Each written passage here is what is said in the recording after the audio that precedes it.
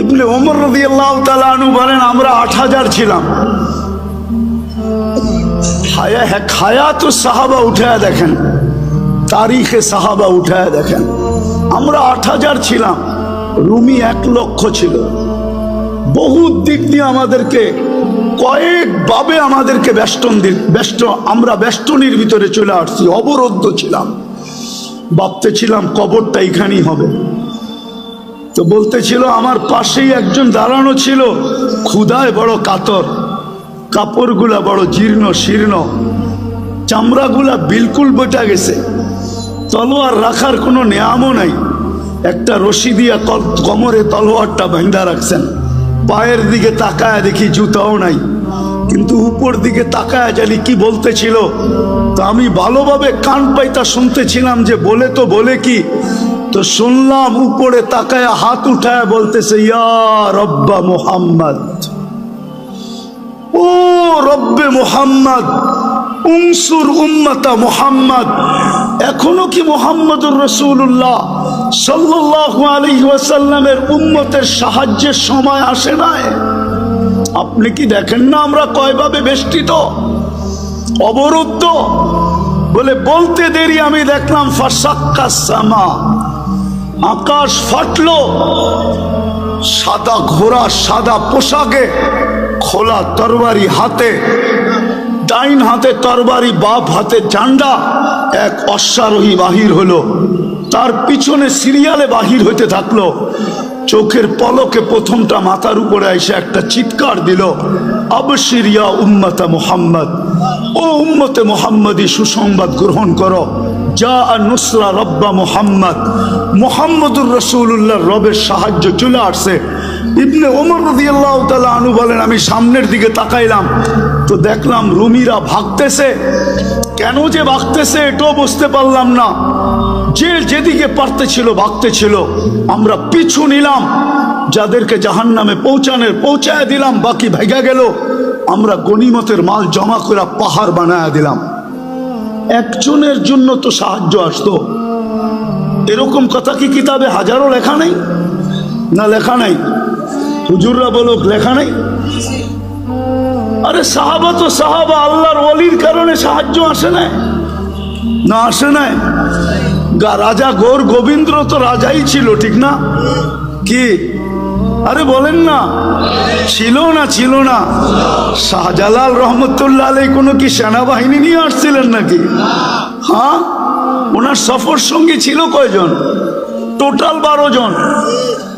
Total 12 জন ছিলেন সফর সঙ্গী। ওনার হাতে তো কোনো তলোয়ারও ছিল না, শুধু জায়নামাজই ছিল। ওইটাই সুরমায় বিছায়া দিছেন। সুরমা চিনছে কে জায়নামাজ বিছাইছে। ভিজানোও যাবে না, ডুবানোও যাবে না, বরং ওই পারে পার করে দেওয়া দিতে আমি বাধ্য। পার করছেন না করেন নাই? শুধু এই অবস্থা দেখেই তো বাইগা গেছে, ঠিক না? আসামে বাইগা চলে গেছে, সিলেট খালি করে দিছে। আপনি ভাবছেন রাজা গৌর গোবিন্দ শুধু শাহজালাল রহমতুল্লাহ আলাইকে দেখছেন? ওকে কবর থেকে উঠায় আয় না, জিজ্ঞেস করলে না বোঝা যাবে কি দেখছে? হ্যাঁ, কি ওলামা একমত না দুই মত? ওরে কবর থেকে উঠায় আয় না, জিজ্ঞেস করলে না বোঝা যাবে ও কি দেখছে? ও কি শাহজালাল দেখছে? হইতে পারে শাহজালালের পিছে বিরাট বড় এক ফেরেশতার বাহিনী দেখছে। সত্য এটাই। আজকে কেন সাহায্য নাই? কারণটা কি? আমি আপনাদেরকে কারণ বুঝাইতে চাইতেছি। শেষ কাজে কারণ বুঝাইতে চাইতেছি, কেন এই দুরবস্থা। আজকে মুসলমান শেষ করে দিতেছি। আজকে মুসলমান, নারী বলেন, পুরুষ বলেন, যুবক বলেন, বৃদ্ধ বলেন, শিক্ষিত বলেন, অশিক্ষিত বলেন, আজকে আল্লাহর হুকুমকে ছেড়া দিছে। আল্লাহকে নারাজ করে ফেলছে, নারাজ। আজকে আল্লাহ আমাদের উপরে নারাজ, সত্য নারাজ। নাইলে আমার বিবেকে আমার কাছে যোগ বিয়োগ মিলে না। কেন ফিলিস্তিনে অন্য দেশে ফাটতো তো আমার মনকে বুঝাইতে পারতাম, কিন্তু ফিলিস্তিন ঘুরে আসার পরে আর আজকের পটভূমি চিত্র আমার কাছে মিলে না। যে মিলবো তো মিলবো কি করে? ওইখানে তো খলিল শোয়া, ওই জমিন, ওইখানে বোম ফাটে কি করে? অথচ সবচেয়ে বেশি আবাবিলের বসবাস হইল ফিলিস্তিনে। সবচেয়ে বেশি দুনিয়ার আবাবিল যেটায় বাস করে ওটা হলো ফিলিস্তিন। হুকুম দেন না কেন? আরেকটা কথা বুঝাইতে চাইতেছি, প্রতিদিন তো 17 বার 32 বার আমরা আবেদন করি আল্লাহর কাছে। প্রতিদিন তো 32 বার আবেদন করি, গায়রিল মাগদুবি আলাইহিম ওয়ালাদ-দাল্লিন। ইমামের মাধ্যমে করি, একা একই করি। যখন ইমামের মাধ্যমে করি, মাঝে মাঝে তো কিছু, আমি কারোর সাথে বিরোধ করতে চাইতেছি না, কিছু মসজিদ তো এরকমও আছে যে আমিন বইলা এত জোরে বলে যে ছাদও উড়া যাওয়ার আশঙ্কা হয়, ঠিক না? কিন্তু আমরা কি বলি? এটা আবেদন তো করি আল্লাহ দুইজনের হাত থেকে আমাদেরকে বাঁচান, কিন্তু ইহুদি নাসারা দুইজনের হাতেই তো আজকে আমরা সবচেয়ে বেশি নির্যাতিত। তাইলে আমাদের 32 বারের আবেদন যায় তো যায় কোথায়? আমাকে বুঝান। 32 বারের আবেদন আমাদের কোথায় গেল? আমরা যে সূরা ফাতিহা পড়লাম আর জোরে আমিন বললাম আর আস্তে বললাম, আমাদের এই বলাটা কোথায় গেল? কেন কবুল হয় না? কবুল হইলে তো এই অবস্থা হওয়ার কথা না। যে অবস্থা আজকে দেখতেছি, মুসলমানকে নিয়ে সবাই খেলে, ঠিক না? ফকির হইলাম আমরা, আর টাকা বিদেশে পাচার হইয়া বড় লোক হইল ওরা। আপনি ভাবেন যারা নিয়ে গেছে ওরা বড় লোক হয়েছে? ইম্পসিবল। আমি চিনি আমেরিকা, কানাডা চিনি, ইংল্যান্ড চিনি, সুইস ব্যাংক চিনি, আমি, আমাকে চিনাইতে হবে না। হ্যাঁ, আমি চিনি, বহুত মানুষকে চিনি, 2-4 জন প্রেসিডেন্টও চিনি যারা ট্যাক্সি চালায়, ট্যাক্সি, আমেরিকাতে ট্যাক্সি চালায়। অবশ্য আমাদের দেশের না, আফ্রিকান দেশের। নিয়ে গেছিল খুব, এখন ট্যাক্সি চালায়। কেন এই দুরবস্থা? একটু ভাবেন, চলে তো যাব, থাকা তো যাবে না, পুঙ্খানো হিসাব তো নিবে। সত্য তো এটাই। যদিও কেউ মাঝে মাঝে জিজ্ঞাসা করে, হুজুর 60 বৎসরের হিসাব নিতে 50,000 বৎসর লাগবে কেন? আমি বলি, শোনো, তুমি ডেলি কতটুকু অক্সিজেন, কয়বার শ্বাস প্রশ্বাস নিছিলে?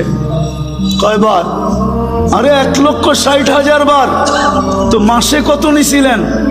বৎসরে কত? 60 বৎসরে কত? স্বাভাবিক শ্বাস নেওয়ার দাম তো আমাদের দেশের এক শিল্পপতি আমাদেরকে শিখায়া গেছিলেন, কিন্তু আমরা তো এটাকে মাথায় ধারণ করি নাই।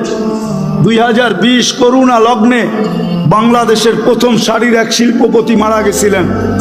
ওনার জন্য ডাক্তারের টিম যখন চায়নার থেকে আনা হলো, আর উনি ভেন্টিলেটারে ছিলেন, তো উনি কামরায় ঢুকার পরে ডাক্তারদেরকে বলছিলেন, আমার সুস্থতার প্রয়োজন নাই, আমাকে শুধু স্বাভাবিক শ্বাস নিতে দাও, আমি তোমাদেরকে আমার পুরা কোম্পানি লেখা দিব। পেপারে আসছে, পেপারে, জান মিডিয়া লেখা আছে এখনো। আমি নাম বলতেছি না। আপনি যে ডেলি স্বাভাবিক শ্বাস নিতেছেন, এটার বিনিময়ে কি করছেন? এই হিসাব কিন্তু মিলাই দিতে হবে। বিদায় আমি শেষ জায়গায় চলে আসছি। আজকে এই দুরবস্থার কারণ একটা, শুধু প্রথম একটা, আল্লাহকে না মানা। আল্লাহকে সব বুক করি কার? কিন্তু শিক্ষিত মানুষগুলা যদি প্রশ্ন করে আল্লাহকে মানবো কি করে, আল্লাহকে তো চোখে দেখি না, লা তারাহুল উয়ুন ওয়ালা তুখালিতুহুদ দুনুন, ধ্যান ধারণায় আনা যায় না, ওয়ালা ইয়াসিফুহুল ওয়াসিফুন, বর্ণনা দিয়ে শেষ করা যায় না। আল্লাহ তো একটা পদের মালিক না, আল্লাহ তো শুধু আল্লাহ না, আল্লাহ তো রহমান, আল্লাহ তো রহিম, আল্লাহ তো মালিক, আল্লাহ তো কুদ্দুস, আল্লাহ তো সালাম, আল্লাহ তো মুমিন, আল্লাহ তো মুহাইমিন, আল্লাহ তো আজিজ, আল্লাহ তো জব্বার, আল্লাহ তো মুতাকাব্বিরুল খালিকুল বারিউল মুসাব্বিরুল গফফারুল কহ্হারুল ওয়াহ্হাবুর রাজ্জাকুল ফাত্তাহুল আলিমুল কাবিদুল বাসিতুল খাফিদুর রাফিউল মুইজ্জুল মুদিল্লুস সামিউল বাসিরুল হাকামুল আদলুল লতীফুল খবীরুল হালিমুল আযীমুল গফুরুশ শাকুরুল আলিয়ুল কবীরুল হাফিজুল মুকিতুল হাসিবুল জলিলুল করিমুর রকিবুল মুজিবুল ওয়াসি আল হাকিমুল ওয়াদুদুল মজিদুল বাঈসুশ শাহীদুল আকবুল ওয়াকিলুল কবিয়ুল মতিনুল ওয়ালিয়ুল হামিদুল মুসি আল মুবদি আল মুঈদ আল মুহয়ি আল মুমীত আল হাইয়্যু আল কাইয়্যুম আল ওয়াজিদ আল মাজিদ আল ওয়াহিদ আল আহাদ আল সামাদ আল কাদির আল মুক্তাদির আল মুকদ্দম আল মুআক্খার আল আউয়াল ওয়াল আখির আল যাহির ওয়াল বাতিন আল ওয়ালি আল মুতাওয়ালি আল বাররুত তাওয়াব আল মুনতাকিম আল আফু আর রাউফ মালিক আল মুলকি যাল জালালি ওয়াল ইকরাম আল মুকসিত ওয়াল জামি ওয়াল গনি ওয়াল মুগনি আল মানি আল দার আল নাফি আল নূর আল হাদি আল বদি ওয়াল বাকি আল ওয়ারিস ওয়াল রশিদ আস সাবুর জাল্লে জালালু। আল্লাহ তো 99 পদের মালিক, আল্লাহকে মানব তো মানব। প্রশ্ন যদি করে কি করে মানব? এই জন্যই আল্লাহ বলছেন সিরাতুন নবী লাকাদ কানা লাকুম ফি রাসূলিল্লাহি উসওয়াতুন হাসানা আতিউল্লাহ ওয়া আতিউর রাসূল। আমার বন্ধুকে মাইনা দেখায় দাও। কিন্তু আফসোস তো এইখানেই, বন্ধুকে যদি এই উম্মত মানতো তাহলে সবচেয়ে বেশি বন্ধুর আদর্শ মুসলমানের ঘরে নির্যাতিত হতো না, ঘৃণিত হইতো না, অবহেলিত হইতো না, দীক্ষিত হইতো না, লাঞ্ছিত হইতো না, বঞ্চিত হইতো না। এটাই তো কাঁদি শুধু। নাইলে মুসলিম যুবক 50 টাকার চুল 500,000 টাকা দিয়ে কাটবে কেন? বিজাতির রঙে রঙিন হবে কেন? ও কি আমার রসুল কি আদর্শ দেয় নাই চুল কাটার? না, দেয় নাই। রসুলের আদর্শ মতো চুল কাটলে তো চুলের প্রত্যেক চুলে সওয়াবও পাইতো, আল্লাহ রাজি থাকতো, কিয়ামতের দিন হাত পাতার সুযোগ হইতো। যুবক যদি আল্লাহর রসুলকে কিয়ামতের দিন দেখতে দেরি, হাত পাততে দেরি করতে পারতো না, হাত পাততে পারতো। যদি জিজ্ঞাসা করতো হাত পাতিস কেন? আপনার আদর্শে চুল কাটছি, সওয়াব তো পাইছি, কিন্তু আপনার পক্ষ থেকে কিছু দিবেন না? বকশিস কি দিবেন না? মজুরি পাওয়ার পরেও তো হাত পাতে কেন? একটু বকশিস দেন না। এই মাইকালারও তো পুরা টাকা নেওয়ার পরে অপারেটররা হাত পাতবে, আমাদেরকে কিছু বকশিস দিবেন না? জিজ্ঞাসা করেন পাতবে কি পাতবে না? যুবক তো কিয়ামতের দিন হাত পাততে পারতো। আমার মা বোনরা কেন নেটে দেখা সাজুগুজু করে? সমস্ত কাপড় চোপড়ের ডিজাইন কেন নেটের থেকে আনে? ইসলাম কি কাপড়ের ডিজাইন দেয় না? ইসলাম কি সাজগোজ দেয় না? আমি তো এই কাঁদি, সারা বাংলাদেশে কেউ তো দেখাইতে পারবে না। আজ পর্যন্ত তো পাইলাম না যে কোনো মহিলা আমাকে চিঠি লিখলো যে হুজুর আমি করছি। আমি তো বলি আজ পর্যন্ত তো কোনো হুজুরদের বউকেও পাইলাম না যে বাসর রাতের শ্বাসটা ফাতেমার মতো সাজছে। বাসর রাতের শ্বাসটা তো তার বান্ধবী তাকে যেরকম সাজাইছে ওরকমই সাজছে, প্রতিবেশীরা যেরকম সাজাইছে ওরকম সাজছে। নাইলে একটু পয়সাওয়ালা হইলে পার্লারে যেরকম ডিজাইন চয়েস করছে ওই ডিজাইনে সাইজা আসছে। কিন্তু ফাতেমার সাজে তো সাজে নাই। ফাতেমা কি বাসর রাত্রে সাজে নাই? কিতাবে কি নাই ফাতেমার সাজ?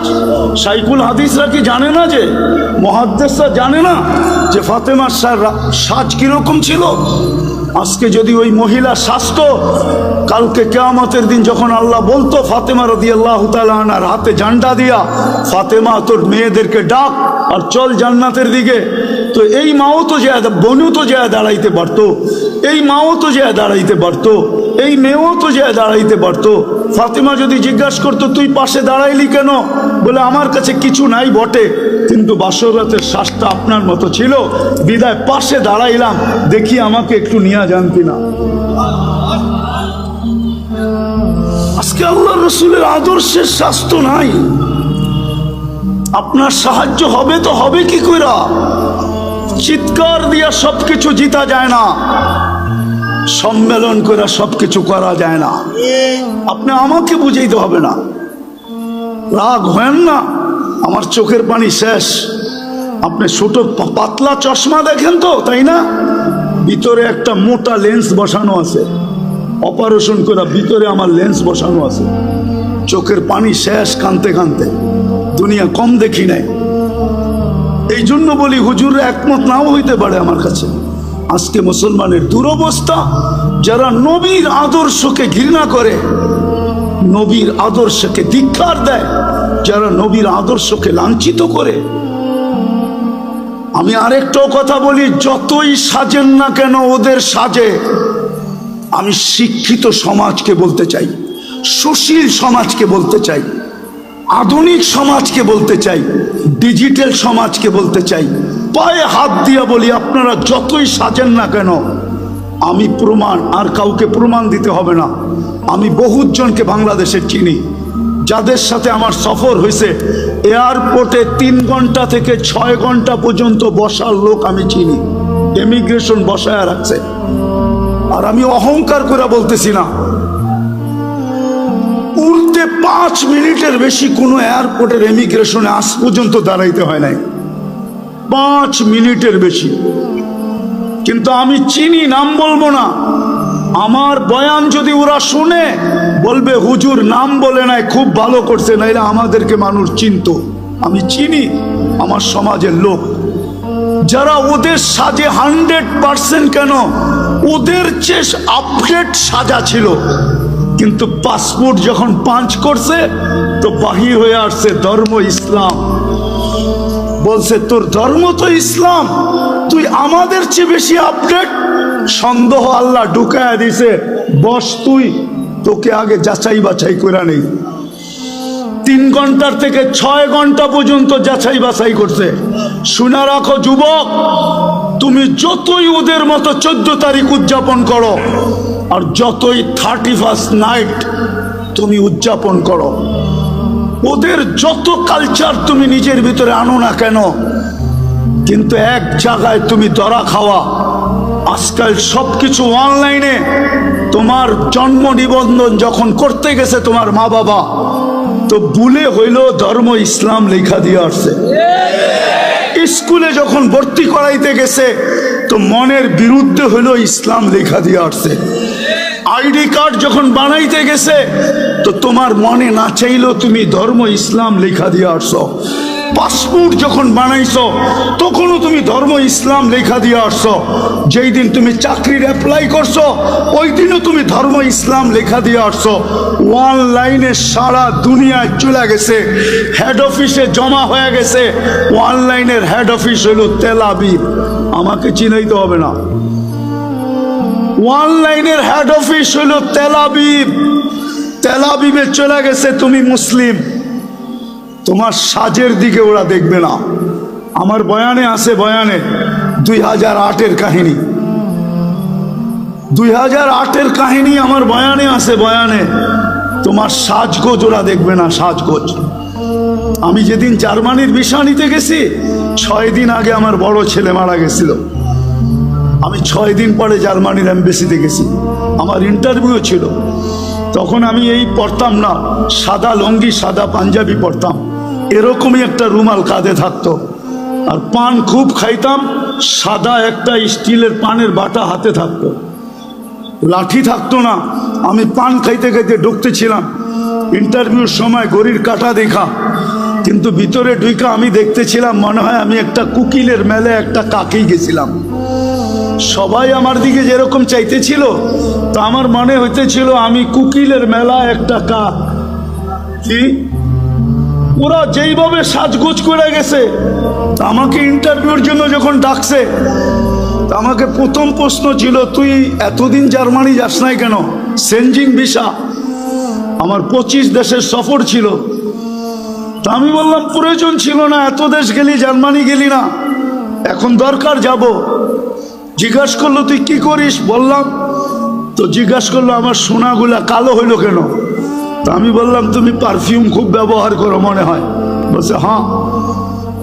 তো এগুলা আমি পরিষ্কার করব কি করে? আমি বললাম চলো আমার কারখানায়। বললো এত দূর তো যাওয়া যাবে না, ঘরোয়া পদ্ধতি বলো। তা আমি ঘরোয়া পদ্ধতি বলতেছিলাম, আর ওর ভিসা প্রিন্ট করতেছিল। আমাকে বললো 600 এত টাকা দাও, 6000 এত টাকা দাও। দিলাম।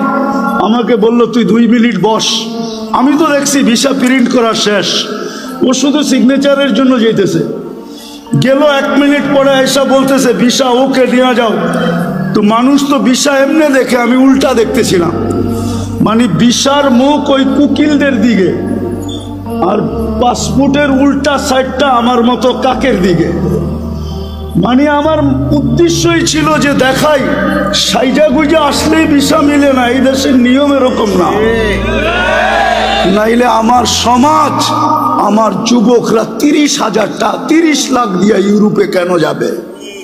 শত যুবকের কবর কেন সাগরে হবে? আমি চিনি আমেরিকাতে যারা 50 লাখ টাকা দিয়ে মেক্সিকোর জঙ্গল দিয়া পার হয়েছে। একটা কাহিনী না, শত কাহিনী আমার এখানে আছে। বিদায় এই জন্যই বলতেছি, যতই সাজি না কেন, যেই সমাজকেই বলেন, যারাই বলে ওদের সাথে আমার চ্যালেঞ্জ, ও যতই সাজুক না কেন, যতই বিকেনি পড়ুক না কেন, 3 কোয়ার্টার পড়ুক না কেন, ওদের সুরে কথা বলুক না কেন, টকশোতে বৈশা ইসলাম বিদ্বেষী প্রচার করুক না কেন, কিন্তু ওরা জানে এই লোকটা কাগজে কলমে মুসলমান। শুধু আমাদের থেকে কিছু নেওয়ার জন্য এরকম ভান ধরছে, নিজেকে সাজাইছে।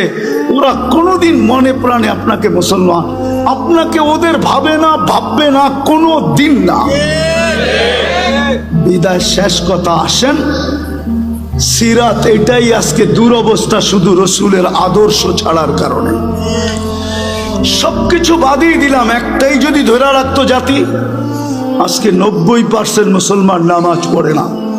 আমি তো বলি এই জাতি যদি 1 মাস নামাজ পড়তো, 1 মাস, উম্মতে মুসলিমা উম্মতে মুহাম্মদী যদি 1 মাস 100% নামাজ পড়তো, আর 11 মাস যদি নাও পড়তো, আর আল্লাহ যদি জিজ্ঞাসা করতো তুই 11 মাস পড়িস না কেন, কেন বৎসরে মাস কয়টা, তা আল্লাহ বলতো 12টা। 1 মাসই তো 70 মাস ছিল, 12 থেকে 12 বাদ দিয়া দেন, তারপরও তো আমার 58 মাসের ব্যালেন্স আছে, আমার কাছে বেশি আছে। কিন্তু রমজানেও তো 50% নামাজ পড়ে না, এখন তো 90% পড়ে না, না নারী, না পুরুষ, না যুবক, না বৃদ্ধ। আপনি সাহায্য চান কি করে? মাথা উঁচা করে দাঁড়াইতে চান কি করে? 3 বার তো আপনাকে নির্বাচিত করলেন মানুষ হিসাবে, মুসলমান হিসাবে, উম্মতে মুহাম্মদী হিসাবে, বাকিগুলা বললামই না। 3 বার তো আপনি আল্লাহর পক্ষ থেকে নির্বাচিত, 3 বারই তো কুদরতি হাতে নির্বাচিত। মানুষ তৈরি করছেন কুদরতি হাত দিয়া, মুসলমান হিসাবে নির্বাচিত করছেন সমগ্র মানুষের ভিতর থেকে কুদরতি হাত দিয়া, উম্মতে মুহাম্মদী হিসাবে নির্বাচিত করছেন কুদরতি হাত দিয়া।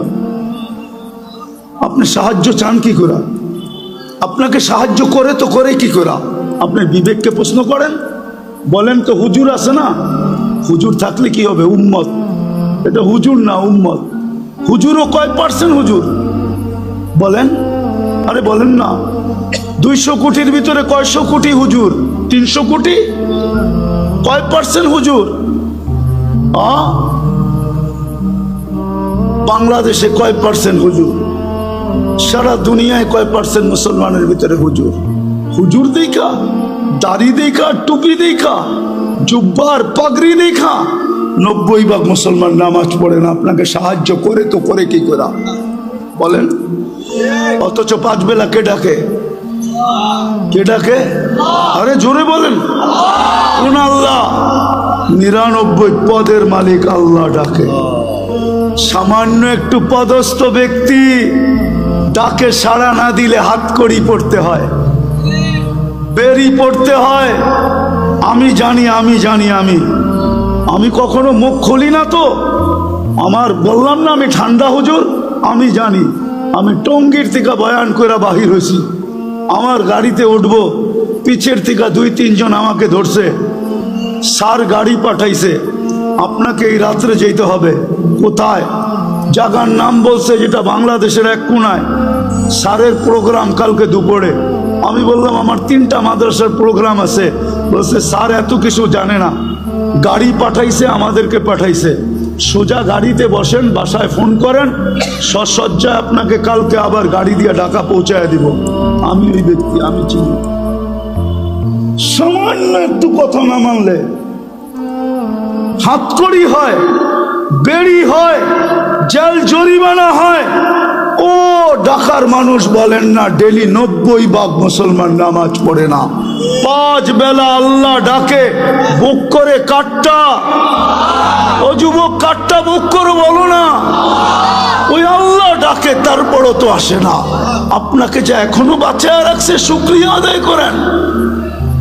এই জন্যই তো ইহুদিরা একটা স্লোগান দেয় বর্তমানে, হিব্রু ভাষা তো বোঝেন না, শুধু চিৎকার দেন। ইহুদিদের একটা স্লোগান এখন চলতেছে, স্লোগান সারা দুনিয়ার ইহুদিদের, যেটা আমি আরবি ভাষায় বানায় নিয়ে আসছি। ইহুদিদের স্লোগান, এখনই সময়, এখনই সময়, এখনই সময়, আনতুদাম্মিরুল মুসলিমিনা কাইফা তুরিদুনা আনতুদাম্মিরুহা। এখনই সুবর্ণ সুযোগ, যেমন মনে চায় মুসলমানদেরকে জমিনের সাথে মিশায় দাও, এখনই সুযোগ। আপনি বলবেন কেন? ওদের কিতাবে লেখা আছে যেই দিন ফজরের জামাত আর জুমার জামাত মুসলমানের সমান হবে, ওই দিন মুসলমানের বিজয়ের পালা শুরু হবে। ওরা শুধু আপনাদেরকে দেখে না, আপনাদের মসজিদের উপরও স্যাটেলাইট লাগায় রাখছে, সিসি ক্যামেরা লাগানো আছে। ওরা দেখে ফজরে কয়জন, জুমায় কয়জন। এই জন্যই ওরা চিৎকার দিতেছে এখনই সুবর্ণ সুযোগ। আরেকটা মনে উঠলো, যদিও বলা উচিত না, আপনি সাহায্য চান কি করে? সৌদি আরবের মতো দেশের পোশাকের কি অ্যাডভার্টাইজ দিতে যায়া খোলা আকাশের নিচে খোলা মঞ্চে উলঙ্গ ডান্স দেখেন না? আপনি সাহায্য চান কি করে? বলেন কি করে চান? কি করে চান?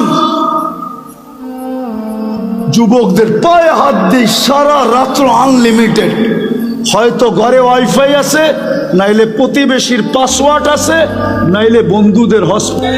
আর যদি তাও না থাকে তো ঢাকা শহরে এই মধুবাগে পাওয়া যাবে সারা রাত্র নেট বিক্রি করার জন্য।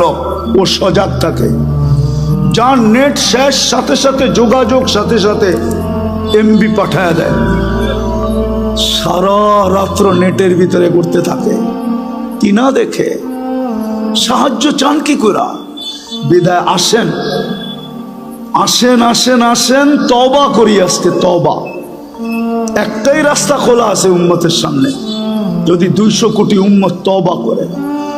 কিন্তু আফসোস তো আমাদের, আফসোস আমার এটাও, আমাদের স্কলারদের কাছে আমার একটা আফসোসের আবেদন, আজ পর্যন্ত কোনো দুনিয়ার কোনো দেশের স্কলারদেরকে দেখলাম না, ধর্মীয় স্কলারদেরকে সারা দেশের মানুষকে বলল যে চলেন ফিলিস্তিন আমাদের থেকে 7 সমুদ্র 13 নদীর ওই পারে, আমরা কিচ্ছু করতে পারি না, চলেন আমরা একটা দিন তওবা ডে উদযাপন করি।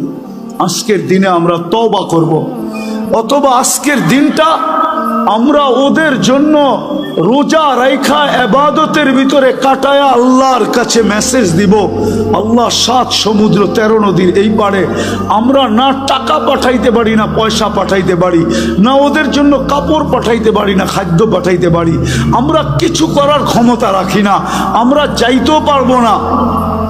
যদিও সমস্ত দেশ অনুমতি দিবে, কিন্তু আপনার প্রতিবেশীর দেশ অনুমতি দিবে না যে আপনি ইসরায়েলে ফিলিস্তিনে যাবেন ইসরায়েলের বিরুদ্ধে, আপনার প্রতিবেশী দেশ আপনাকে অনুমতি দিবে না, না, না, না, না, না। কেন? সে তো ইসরায়েলের সবচেয়ে বড় বন্ধু, অনুমতি দিবে না।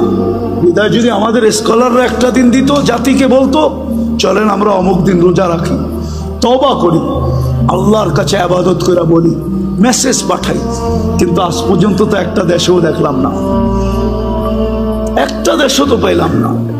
কোনো স্কলারের মুখ থেকে তো এই আহ্বানটা জাতির সামনে আসলো না, বড় দুঃখ লাগে। এই জন্য আসেন আমরা এখন তওবা করি। করবেন? করবেন? হ্যাঁ করবেন? কে কে করবেন দেখি? হ্যাঁ, তাইলে বলে দেন আল্লাহ অতীত থেকে তওবা করলাম। বলেন বলেন, আপনি আমাদের তওবা কবুল করেন, আমাদের গুনাহ মাফ করে দেন।